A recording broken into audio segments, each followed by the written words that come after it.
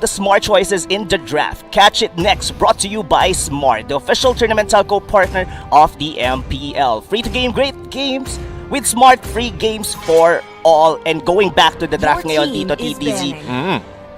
Ano ang nabago dito? Specific, not only strategy, is that medyo may ibang player na nandito. I mean, Lord Hades wasn't a part nung natalo or yung nanalo sila against Work Oster Force. Gaano kalaking bagay yon para sa side? Is it a good thing for Work Oster Force na iba yung makakalaban nila ngayon dahil natalo sila nung roughly siya pa yung naglalaro? Or is it a bad thing dahil baka mas malakas ngayon? Yeah, well, half-half dun sa idea na yun, Rob, kasi the reason why is for sure mas nakita nila sa side ng Work Oster Force kung paano maglaro si Lord Hades, so wala na dun yung surprise factor. Given the fact na, syempre, with the performance from Aura PH, mas makokontrol na nila yung playstyle. And we've talked about this earlier bago mag-start yung broadcast natin, Rob, no? Na yung Work Oster Force talaga, they want to play aggressively. Pero ngayon, napapansin ko with their previous series, na hinahaluan nila ng ibang timpla na tingin kong more aggressive, pero meron na rin pumapasok mga teamfight-oriented drafts. I like that you pointed out yung previous series nila. Technically, parehas yung nakalaban nila. That was Signal, Ultra, and even the result was also the same. That was 2-0. You mentioned earlier, momentum. Parehas tong team na to. Sabihin na natin, it's an advantage for Aura PH since they have a 4 winning streak and they only lost to Blacklist International in the series. And to add on that, mga kaibigan, Lord Hades hasn't lost a single series dito sa MPL Season 7. Wow, so tingin mo, Rob, parang yun yung secret weapon. Kumbaga, nung after the loss, parang, sige, ilabas natin yung secret weapon natin. At effective! Nakita natin na talagang hindi pa natatalo ang Aura PH dahil simula ng pagpasok ni Lord Hades dito. Yes, totoo yan, TDZ. Pero ito pa, pwede mong i-add dito, no? Kung papansin mo, yung banning dito ng Work Oster Force, Diggy, Natalia. This is something you wouldn't ban on a normal basis, pero kasi this is specific on Aura PH. We've all known sa kanila nag-originate ang Diggy strategy. Natalia was also been used by Greed onto a higher caliber type of gameplay. Pero since, kumbaga, itong team kasi na to, Aura PH, they have this kind of identity, no? Na gumagamit ng mga ganitong hero. How do you think ngayon, magpapaano to itong draft na to? Since Aura PH been winning games with this Cho, I would assume na itong Cho na to is JP's hero as a tank, and Hades is really doing well on a Granger. Well, I completely agree, Rob, kasi nakita man natin yung debut dito ni Lord Hades, Granger kaagad. Kaya nakikita natin na nagta-transition yung mga Granger pick dahil dun kay Lord Hades. And also to answer your question, ang draft dito ng Work Oster Force is going for their comfort heroes ng Aura PH. Nakita man natin yung Diggy and also yung Natalia ni Greed. So it's all about comfort, removing all the comfort zone. Pilitin mo yung Aura PH na maglabas ng ibang laro or try to go for a different approach when it comes to team fight. At tingin ko yun din yung reason kung bakit yung first 3 picks dito ng Work Oster Force is a little bit more tago. Kumbaga, hindi gaanong dinalabas ng Work Oster Force yung gusto nilang playstyle, hiding the information against your enemy. Exactly.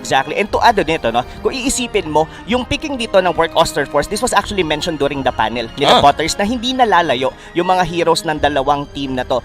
This Jawhead could potentially be a JP hero. Itong Lapu-Lapu na to, we've seen Benny to use this one, and together with the Kagura na ginagamit din ni Greed. Yeah, kung parang, ano yung parang double-sided sword yan eh. Kumbaga, yung mga players ng Aura PH, sige, gusto nyo gamitin yung mga comfort picks namin, alam namin kung paano counterin yan.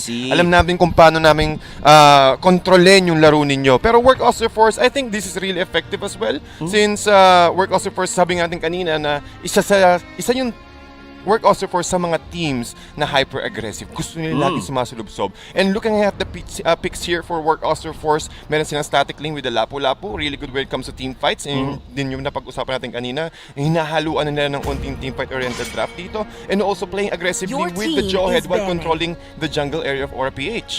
Kung isipin mo, no, parehas Action Jackson yung team natin dito. Kasi with the Jawhead, alam natin yan in terms of rotation. Tapos, si JP, we've seen him move towards the whole map. Specifically, on the before pa lumabas yung unang-unang turtle, you'd see him on the bottom lane, kung may kailangan sa kumbaga, providing vision and information, yung isa sa pinaka-vital na role ni JP, if ever na yun yung kanyang gagamitin as the tank Cho. Pero madagdag ko lang since I've seen Barakino ngayon, during MPL Chillax, Work Oster Force did mention na ang team na talagang gustong-gusto Your nilang team is mabawian banning. or makalaban dito sa MPL Season 7 is Oh. actually Aura PH.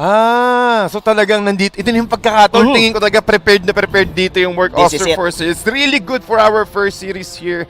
But syempre, opening series natin talagang mainit. Magkakaroon ng pagkakataon na makarebanse.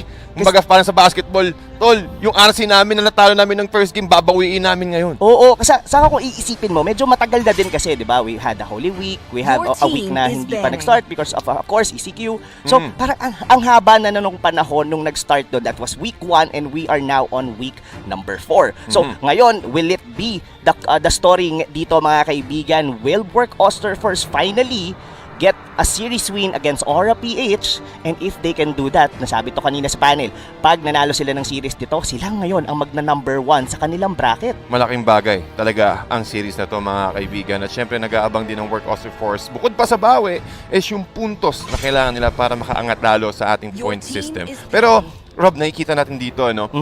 For Aura PH, dinanggal nila yung Lancelot and also the YSS. So you mentioned about Vision earlier, especially with Johead and also the Cho, if JP we're going to use it. So basado na ng Aura PH to. Siyempre, kung sakaling preparado rin ng Work Oster Force, mas preparado rin ang Aura PH dito kasi ramdam nila yung gigil. Not only that, no? They are actually banning yung mga, sabihin na natin, a little bit comfort heroes dito ni Chu. Pero kung iisipin mo kasi, Chu, parang ang lalim din ng hero pool niya. I was thinking dito, yung banda Lancelot, yung banda YSS, Your and team looking is at the picking. bans, there's still an open which is the Claude or it's either Aura PH is willing to give it para kay Chu.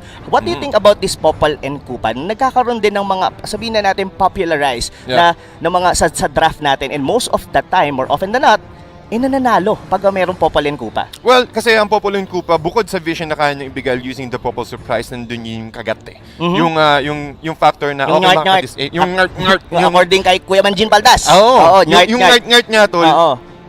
Malaking opportunity pwedeng ibigay doon. Isipin mo sa first 3 picks dito ng Aura PH, meron silang Granger.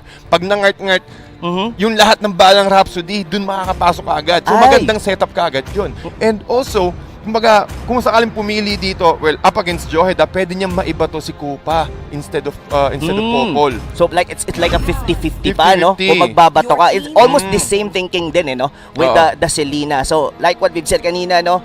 Chu has an option dito, the Claude. Itong hero na to, if I'm not mistaken, mga kaibigan, never lost a single game nung main qualifiers nila using this Claude. So, syempre, gagamitin nila yun. One of the comfort dito ni Chu, and nakita na natin yung Alice ni Kosei. Yeah. Okay? So, moving back dito naman sa Aura PH, what are they lacking ngayon dito, TDZ? So for Aura PH, tingin ko kailangan nila dito ng mage dealer, ng magic dealer, and that's one of the reasons why yung Work Oster Forces na-remove yung Lunox and also the Eve.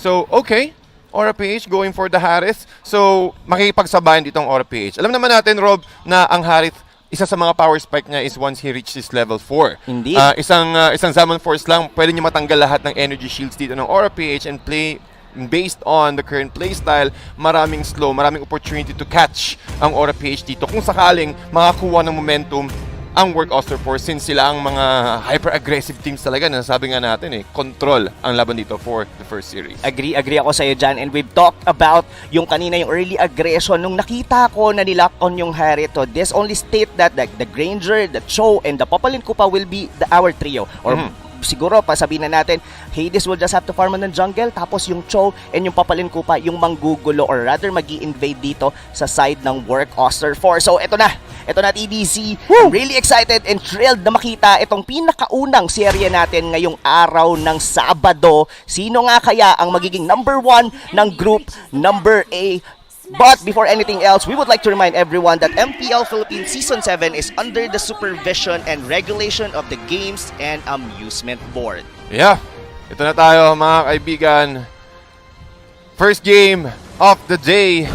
Sino nga ba ang mas mainit? Maaganti ba ang Work Oster Force against Aura PH na talagang winning streak? Tol, a 4 winning streak pa tong tong Aura PH. So, kumbaga sa usapang momentum, nandun na, nauna na kaagad ng Aura PH. Oo, actually mainit din talagang pagpasok. And we've talked this earlier, no? Na fun fact lang mga kaibigan, we would like to share with you nung nasa under Sunsport banner pa ang Aura, no, this squad, they only lost a single series din. And that was on execration during MPL Season 4. And they were about to, sabihin na natin mirror of what's been happening if they could get a win against Work Oster Force. Pero gaya na sabi mo kanina, TDZ, mainit dito ang Work Oster Force. Pero mukhang mas mainit ngayon ng Aura dahil sila ang nag-i-invade. Sino makakuha ng first blood dito? Pero JP forced to get the flicker or use the flicker at hindi pa nila nakuha doon yung purple buff dito ng Work. Posible tong ma-reset.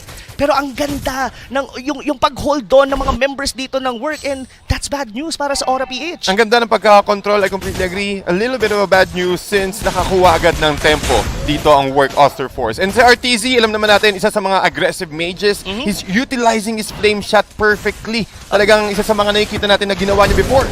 Yes, pinag-usapan natin yan. Pero look at that. Yung bala ni Hades was just enough to bring down that RTZ. Medyo may bawi naman dito ang Aura PH. And going back, speaking of the flame shot na sinabi mo, sabi nga nito, yan na nga raw yung the new retry. Pero may bago yata dito. Nagpapakita ngayon ng Work Oster Force. They're trying to defend.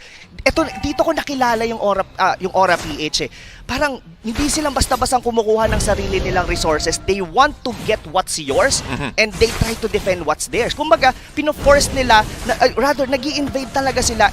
Tapos, to the point na mas nakakalamang sila sa mga ganong scenario. Now, turtle fight dito, TDC. Sino sa tingin mo ngayon ang mas makakalamang dito? Mas nakapwesto agad ang Aura PH, mga kaibigan. Almost 4 heroes sa side ng Aura PH is nagko-convert sa may turtle area. Half HP. Work Oster Force needs to do something at makontrol agad dito si Unravel sumasalubong.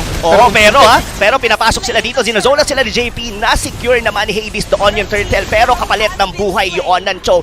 Chu managed to BMI out pero mukhang magbaback off na muna dito ang Aura PH. RTZ giving this greed or pabuntikan pa at kuha niya pa.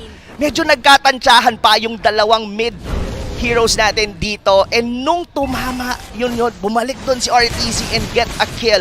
So, parang tumablarang din kahit na nakuha doon ng Aura PH yung turtle na yun. Nakapansin natin dito, Rob, sa net worth, saktong-sakto. Almost dikit pa rin ang net worth dito ng dalawang teams natin. I completely agree. Kahit lamang sa turtle take, nagkaroon ng unting experience dito ang Aura PH, but with that kill, para kay RTZ, na even out niya kaagad yon. And also keep in mind na 2-1-0 kaagad dito si RTZ. Kapag nakakuha siya ng Clock of Destiny as early as possible, mas makakita tayo ng high magic first. And he's already, meron na siyang talisman dito.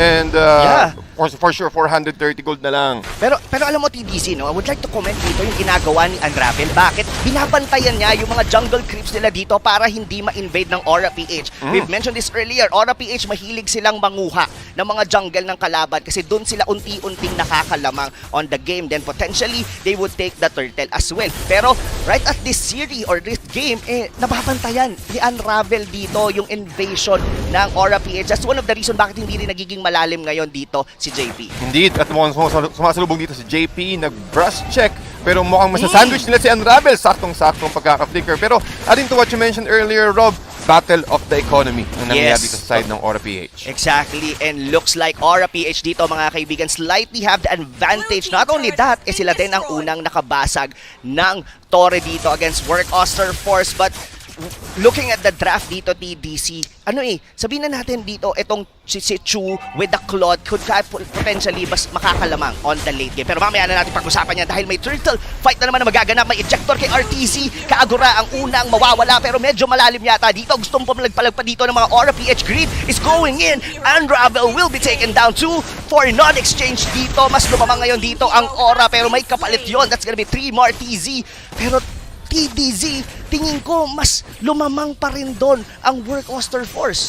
Well, looking at the current situation, since nawala na yung ating energy shields, marirefresh na ang HP ng ating mga turrets. But with that, that's a 3-4-0 exchange para sa side dito ng Aura PH. At mukhang hindi, ang ganda kasi ng pagkakasandwich nila dito, pagkakaspread out ng teamfight eh. Yes, na-mention ko kanina na lumamang doon sa certain teamfight na yon yung Work Oster Force, pero hindi pa rin humihinto yung pagkuha ng mga objective dito ng Aura PH. Yeah. Work Oster Force could potentially be winning team fights, pero they're not winning the objectives. Yun ang laro natin dito, mga kaibigan. Ang objective, nakita natin dito, Work, they're always prioritizing na wag ma-take down yung middle turret kasi most of the fights that is happening is within the mid lane area. So kapag nasusustain nyo yung mid lane turret nyo, makakakuha kayo ng damage reduction. But looking at this, nabuhay pa dito si Chu pero si JP. Yun na nga, nabuhay pa si Chu pero si JP iba ang kanyang nasipa dahil nakatakas pa dun si Chu. Oh no! Medyo nagkaroon ng slight miscommunication doon with Aura PH and Benny Cutie getting killed by Chu. Pero sabi dito ng mga kupunan dito ng Aura PH, hayaan mo na yon, bawi na lang tayo dito sa gitna. And alam mo TDZ, I would just like to mention with you, itong si Grid, yung kanyang Popol in Kupa is really giving a heart or a headache para sa mga members dito ng Work Oster Force. Tama yun, pati nakahirapan dito si Unravel na ma-pick off or ma-ejector dito yung main hero which is si Popol. Pero mukhang nag-aarang bakbakan dito, Lord Hades with the Pumapalag-palag pa siya dito, TDZ, pero tingin ko hindi na enough yon. Nasabi mo kanina dito, yung mga Rhapsody dito, ito naramdam na natin yung sakit. Pero dito si Green, naibato siya dito sa gitna at may return kill naman dito ang Work Oster Force Killwash. Meanwhile, dito sa may bandang gitna, or rather sa may top lane, na pick off na naman si Benny Cutie. Umalis sa baba, dun siya sa taas, pero ganun pa rin ang istorya, mga kaibigan. Ito, yung baba, basag na naman ng torre. Kung iisipin mo rito, TDZ, Lord Hades, he doesn't really need the kills. He just want to take down all the turrets dito para sa side ng Work Oster Force. At ito pa, Killwash, will he be able to be alive? Hindi enough yung kunat niya, sabi dito ni Kosei. Pero Greed, nilagay niya yung trap dito. Alam niya na sinusubukang invade ni Chu, pero disiplina lang for Work Oster Force. Wag natin pilitin yon. Pero meron pa silang pwedeng kunin objective dito and that's gonna be the turtle. Pero alam yan, ng Aura PH, they would want to contest. Nakaposition dito si Grid. Umiikot na doon si JP. Now, who will be able to take it down? That's the biggest question. Even Lord Hades, nagpa-purple buff pa siya muna dito at mukhang umalis na muna sila kasi kalma muna dito, TDZ. Kalma, pati nakita natin dito si Lord Hades pati si Chu kumukuha muna sila ng kanilang mga purple buffs at hindi available yung retribution, so it does take time. Pero simula nung nakita nila, okay, ready na ako, meron na akong purple buffs, sabi dito ni Lord Hades pati ni Chu, pwede tayo makapagpapabak. Pero yun na nga, nag-unstoppable force doon, papasok si Unravel, pero ang nakakuha ng turtle, that's gonna be Chu. Once again, para may blazing duet, medyo masakit-sakit dahil si JP ang unang nawala. Dreamer TZ on a sliver of health, nakatakas pa siya doon mga kaibigan, pero sabi dito ni Benny Cutie, ito na ang pagbangon ng api, pero that ejector just saves. Oh my God! Tol, ang ganda ng ginawa nila doon. Alam mo kung bakit? Yung passive ni Kagura nag-proc dahil doon nahiwalay siya doon sa mismong payong kaya nabuhay siya with that engagement. What a perfect ejector dito para kay Unravel. Oh no! I really thought talaga, TDZ, na makukuha at mapapatay na siya doon. Ang ganda na ng entra ni Benny Cutie. Kumbaga, eto na ang pagbawi ko. Pero si Unravel, naka-ready siya. Binato niya yung tropa niya. Wow, ang ganda ng execution dito. And also, that was a nice team fight para sa side ng Work Oster Force. Pero nagko-converge sa bottom lane. Dahil may sipang magaganap na cancel na rin doon yung blazing duet ni Chu. Pero sabi ni Tremor TZ, ako nang bahala, tol. Itabi mo na. Pero nandito na yung Zaman Force. Hilo ang unang mawawala. That's gonna be Tremor TZ. Habol ngayon dito ang mga members dito ng Aura PH. Pero makate, makunat at matigas dito ang robot ni Unravel. Habol pa sila. Grid trying to stay away. Nandito pa naman sila Popol and Kupa. Pero ang unang nawala, that's gonna be Killwash on a different time. Pero ngayon, Unravel together with Kagura dito mga kaibigan, going 2v2 sa mga members dito ng Aura PH. Hiwa-hiwalay yung mga laban dito, TDZ. Wow! Grabe tong unang game na to ng series na to. Talagang dikit. Kung titignan mo sa gold, halos hindi nalalayo. Hindi nalalayo at sinusubukan ding lumayo dito ng Work Oster Force from that play. Pero sinayawan ng Work Oster Force dito, RTZ and Unravel, the collection of this both members controlling the damage output of Aura PH. Especially yung kay Lord Hades, alam niya na nako-close na yung gap. Si Unravel, binadiblock niya. Sige tol, ako ang kukuha ng damage para sa Rhapsody. At sinayawan din with the Russia Umbrella Flea dito ni RTZ. At kuwang-kuwa, makikita mo dito yung connection ng mga bawat teams. At sabihin ko sa'yo, Rob, kahit medyo lamang dito ang work when it comes to kills, pati sa net worth, even Steven pa rin ang draft dito and also execution ng Aura. Steven nga talaga, pero look at this one. Sobrang confident na dito ni Unravel. Sinipa na siya ni JP. Nako, medyo wala yata siyang kasama dito. Dito yung Kagura with the yin yang overturn. Will the damage will be enough? Pumasok na dito si RTZ, pero nawala na muna dito si Unravel. 2-man down para sa side ng Work Oster Force. Pero nandito na, respect na ang mga tropa. Sa likod si Kuzey dito, muntikan pa siyang mamatay kay Benny Cutie. At hiwa-hiwalay dito ang mga members ng Work Oster Force. Nandito na ang bida. Sabi nila magpapabugbog lang lamang sa una dahil nandito na si Chu. Binababang, bang, bang, bang, bang, bang, bang muna nila dito ang mga members ng Aura PH. Double kill, triple kill. Shoot na rin yung Torre dito. Pwede ba nila tapusin to, TDZ? Saktong-saktong positioning dito ng Work Oster Force. Binate out ang nila. Sige tol, kayo muna mauna. Itabi mo na. At biglang pumasok si Chu dito with the bang bang bang. Huling-huli lahat ng miyembro ng Aura PH. And this instant replay is brought to you by Oppo A94. Experience gaming at full speed with Oppo A94. Get yours now for only 13,999. Pero Rob, tinumot ang position nila dito with the Zaman Force, slowing the rest of work. Pero with the mobility from Kose, he is able to separate the rest of Aura PH. At kita natin dito, Aura nag-converge sila dito. Trimmer DZ with his tankiness. And also Kose going back to the fight, giving an opening for Chu to use his Blazing Duet. At mukhang nahuli nila kaagad with the slow from the Art of Thievery and also the stun from the Blood. Oh, nakakuha sila ng magandang rest back. Yes, I like that you pointed out. And yung isolation play na pinakita ng Work Oster Force na outmaneuver talaga nila dito ang Aura PH ngayon. Nasa kanila ang pinakaunang Lord. Will they be able to defend this one? Mukhang kaya pa naman TDC pero fino-force ng Work Oster Force ang Torre dito sa gitna. Nabasag na ngayon ni Chu. Habol dito, pasok pa. Unstoppable Force na ngayon dito. Nako, nabawasan ng isang miyembro ngayon dito. JP taken down at may mga malalaki pa silang minion dito sa baba. Kaya pa bang dumepensa dito ng Aura PH? Mukhang hindi na yata TDC. Dahil nagbaback away na sila. Medyo naghihirapan na silang dumepensa. Paano gagawin? The Zaman Force dito ni Very Cutie sa may bandang likod. Pero unang nawala dito si Green. But nakalock na ngayon sila dito sa base. And that's it. Work Oster Force getting game number 1. This winning moment is brought to you by Oppo A94. Experience gaming at full speed with Oppo A94. Get yours now for only 13,999. Rob, nakita natin dito. Kung ako tatanungin mo kung sino MVP dito, Unravel. Ilang beses niyang ginawa yung flicker plus the ejector at yun yung mismong kailangan niyang i-focus si Cho. Ang pinaka